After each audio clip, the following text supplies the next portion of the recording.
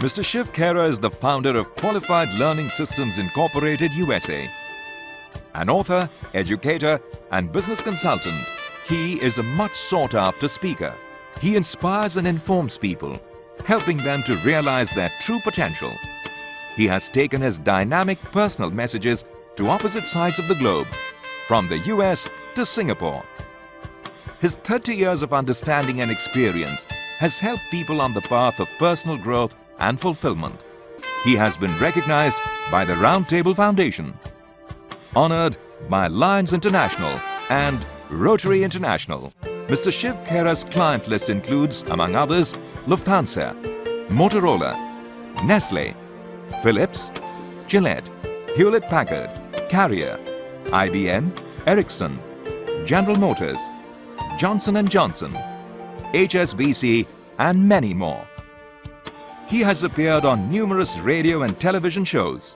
Mr. Shiv Khera is also the author of the international bestseller book, You Can Win, in 16 languages. His other books are on their way to creating new records. Tens of thousands have benefited from his dynamic workshops in 17 countries, and over 1 million people have heard him as a keynote speaker. His trademark is, winners don't do different things. They do things differently. The programs are based on two premises. One, we don't have business problems, we have people problems. And when we take care of our people problems, most of our business problems are automatically resolved. And two, whenever a person says, I cannot do this, they're really saying two things. One, either I don't know how to do it or I don't want to do it. Now, if they're saying, I don't know how to do it, that's a technical training education issue. But if they're saying, I don't want to do it, they're really saying two things. One, either I don't care to do it, that's an attitude issue, or I feel strongly enough not to do it, that's a values issue. And these are the two issues that we address, and we find a greater percentage of problems in most organizations across the world fall into these two categories. Folks, and we've asked this one question to most decision makers: if there was one thing you'd like to see changed that would make your organization more productive, what would it be? And guess what they came back with? One word: attitude. If our people had a better attitude, we'd have a better teamwork, quality and bottom line would go up. Think about it, folks. How come under the same set of circumstances some people break records while others break themselves? And two, everybody wants to climb up the ladder to success only to find that the ladder is leaning against the wrong building. So what we're saying is success is important, but without fulfillment, it's empty. That's like good looks without goodness. They become irritating after some time. So we got to have substance over form, not just form over substance.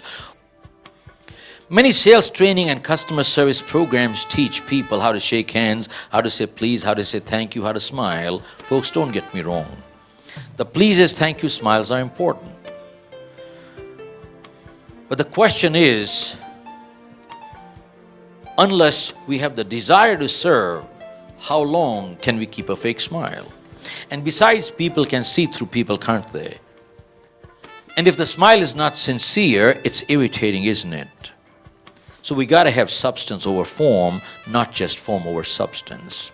And folks, one thing that we find that differentiates us is invariably you hear people telling others what to do. We take a different approach. Our approach is, why don't you? Because we believe most people already know what to do. If you ask a person on the street, they'll give you all the right answers. Ask them, are they doing it? Probably not. So what's missing is the motivation. Now the question is, can we motivate people? The answer is absolutely not. But what we can do is, we can inspire people to motivate themselves, but we cannot motivate them. Why? Folks, motivation is action. I can't act for you. You got to act for yourself. But inspiration is thinking. When thinking changes, it starts reflecting in behavior, doesn't it? Which is more lasting, more permanent, and that's what people are looking for, aren't they? But it raises two major questions. One, why do people get demotivated? And two, who or what motivates the motivator? Till we understand What motivates the motivator, we can never get on autopilot. And unless we get on autopilot, how long do we expect others to push us from outside? It doesn't work. And then we get into issues on communication. IT has increased the speed of communication tremendously, no doubt. But unless people know how to and what to communicate, they'll only miscommunicate a lot faster, won't they? And you know the cost of miscommunication faster? It's horrendous. And then we get into issues on self-esteem. What is self-esteem? Self-esteem is the way we feel about ourselves.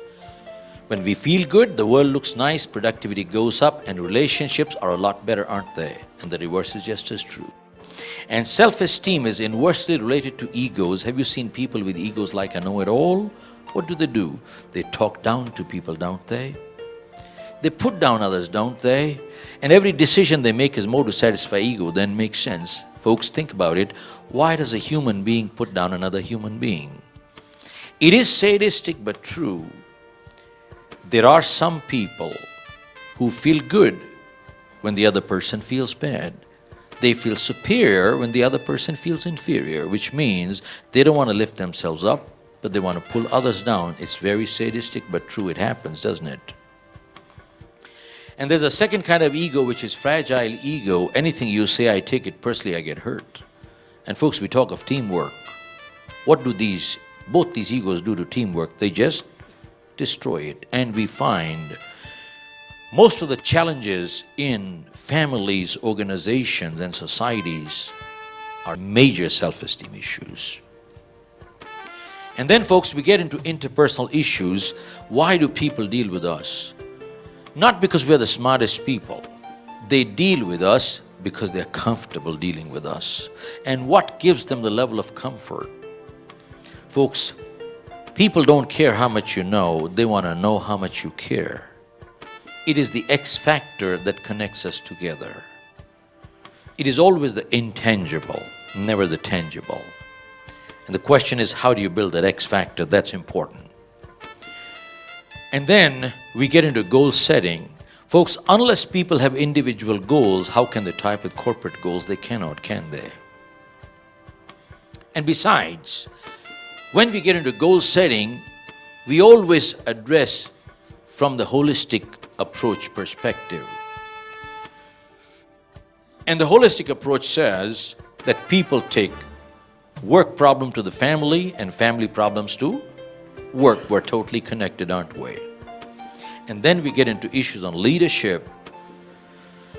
Folks, we find there's no such thing known as a neutral leader. Either they're good leaders or they're bad leaders. And good leaders actively guide and bad leaders actively misguide. And folks, good leaders look to create more leaders and bad leaders look to create followers because they are so insecure. And finally, we get into values and vision. Vision is what? Vision is the ability to see the invisible.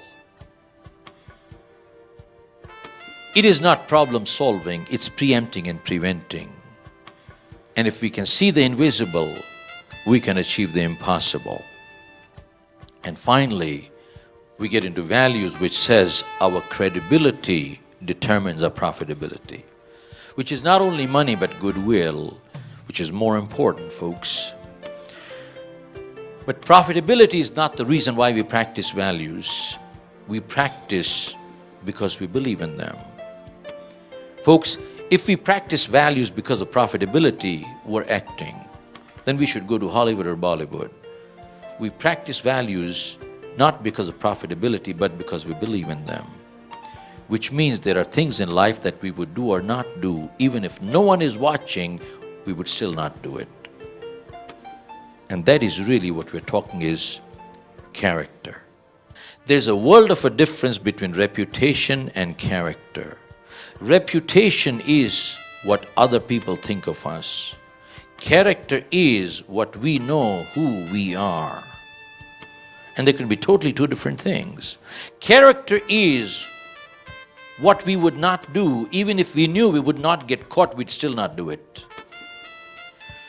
Folks, some people are honest because They don't want to get caught telling lies.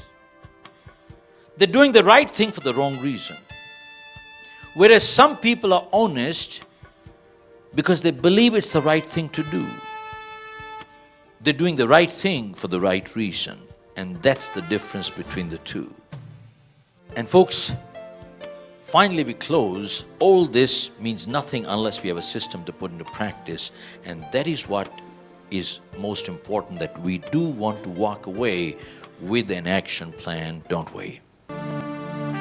Inject new vitality into your corporate culture through our in-house programs and keynote addresses. Optimize your performance through Blueprint for Success. High impact leadership. Outsell your competition by mastering selling skills. Master platform skills by learning public speaking. Make your next conference memorable through our keynote address. Recharge your people to achieve new heights. Increase sales and productivity through positive attitude, motivation, and values.